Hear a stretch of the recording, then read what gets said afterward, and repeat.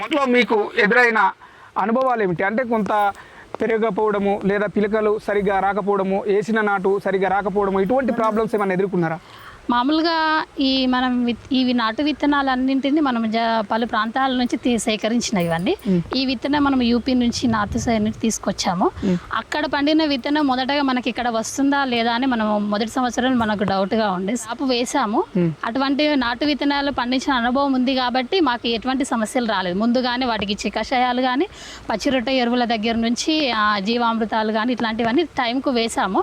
దిగుబడి బాగానే ఉంది, మాకు క్రాప్ కూడా బాగానే వచ్చింది. అంటే ఇవన్నీ మీరే ప్రిపేర్ చేసుకుంటారా? మేమే ప్రిపేర్ చేసుకుంటాం.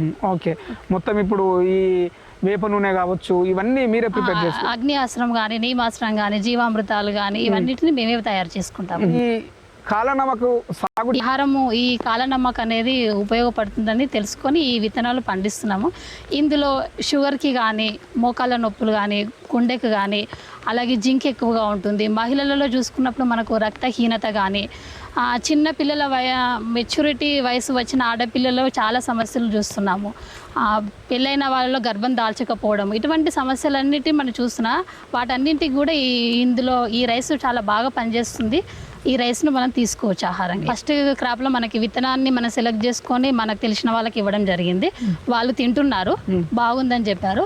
అలాగే రిజల్ట్ కూడా బాగానే ఉందని చెప్పారు. షుగర్ ఉన్న వాళ్ళు కూడా తీసుకున్నారు, బాగుందని చెప్పారు. మామూలుగా అయితే మనకు ఎకరాకు ఎన్ని క్వింటాలు వస్తుంది? ఇది రైస్ వచ్చేసి మనము వడ్లు మనం నాటుకునేటప్పుడు 20 కిలోల విత్తనాన్ని మనం నాటు వెరైటీస్లో ఏవైనా 20 కిలోలు తీసుకుంటాం.